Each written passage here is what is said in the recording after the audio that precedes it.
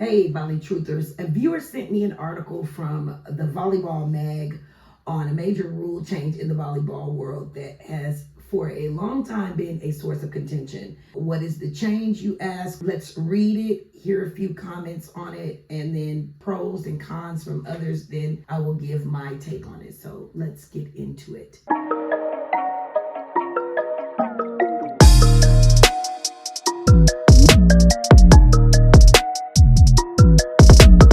Okay, so on Tuesday, February 20th, the NCAA announced its new rule changes to be implemented for the upcoming 2024 women's volleyball season and beyond. The changes are the referees are not allowed to issue red cards to the home team in cases where spectators get too close to the playing area and the home team does nothing to resolve the issue. Number two, interference above the net is now challengeable by video review. Another one is all protests against referee decisions must now be resolved during the match in question. Another one, small, snug-fitting nose rings and ear cuffs have been added to the list of acceptable jewelry that can be worn during a match. Another one, each team is now allowed to designate 2 liberos for each set of the match. Only 1 libero will be allowed on the court at any time, and the libero would be allowed to serve in one position. Now, the one that everybody is in an uproar about is players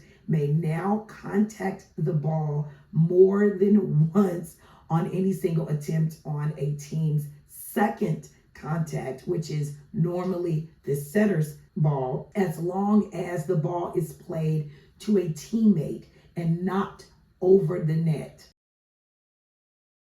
Some of the comments that I found, right? One says, it's still stupid. Setting used to be a skill that us setters had to learn for 10 years to become proficient at it. Now, if you can just throw up slop, any tall tree can be a setter. It's an aberration of the game and stupid. Okay, another one says, I like it how it makes it a more objective game to ref because I'm always so scared to call it in important games where I need to ref. Another one goes, boo, terrible idea. Double contacts should stay in place. Setting is an art form. What's next? Net contact is legal. Coming under and interfering with blockers or stop a play on the ball. How about getting rid of foot faults? Let's get rid of the lift violation. That way, if anyone has a powerful serve, you can legit catch the ball and then just underhand toss it gently to your setter to set the offense. Oh, man. That's a good one. Another one says, don't lower your expectations to meet performance. Improve your performance to meet or exceed the expectations. Another one says, I could not be more against this, not to be afraid of a whistle. How about you not be afraid to work harder in practice, to not double contact the ball? As a setter who worked tirelessly at this craft, it's a slap in the face to all setters who are good setters and will decrease the level of play across the board. Your point of it never being an advantage to set the ball poorly is correct. If the ball is allowed to continue to be played regardless of how poorly it was set, that's when ugly points are earned that should never see the light of day because the set was not up to par, i.e. a double or a lift. The truth is, I agree with the coach that stated they will continue to train a clean set. I hope that most coaches will continue to do so. I am not a fan of the decision at all, but I was and still not a fan of taking the ball with the hands, especially at certain ages. It is another facet of volleyball that I will have to get used to like everybody else. I believe that the allowance of this action will cause for setters to be more unfocused, undetermined, and lackadaisical towards getting their feet to and around the ball. The element of footwork, speed, and agility can be just absolutely thrown out of the window at this point. Now, middles have always believed with all of their being that being a setter was their true calling. So reading the comments on the middles will finally be able to get their chance is by no means surprising to me. Now, coaches, we all know how much we hate when our middles get stuck at that net. So we don't care the reason they got stuck there. We just absolutely hate it when it happens because we no longer have a hitter, right?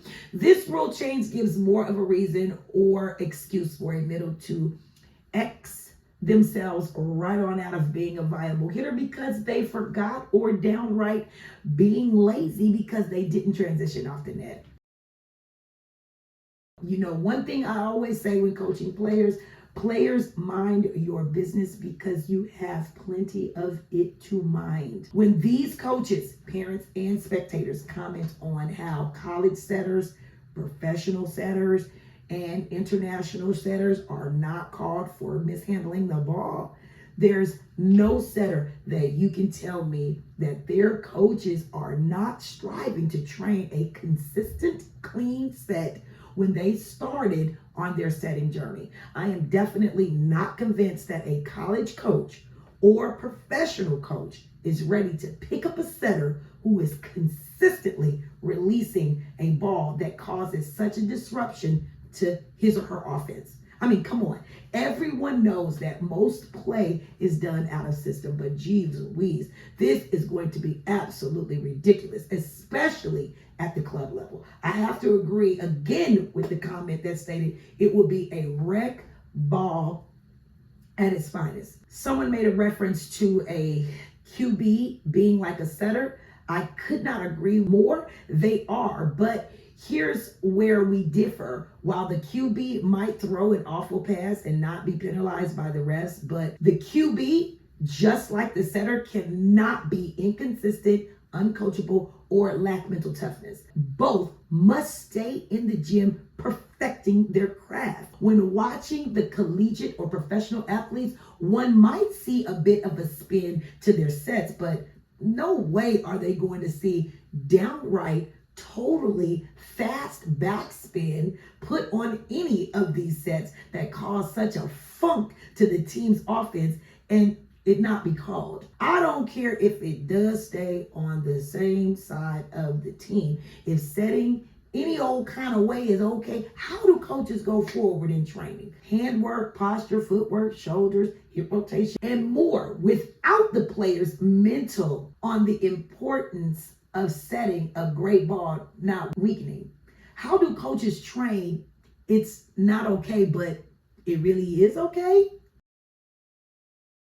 With that, I will continue to train setters to be as clean, crisp, calm, and collected as I have always done while keeping at the forefront of my mind, not to mention training my mind, body, soul to get ready for the non-call of these egregious ball handling skills that the volleyball world is about to bear witness to.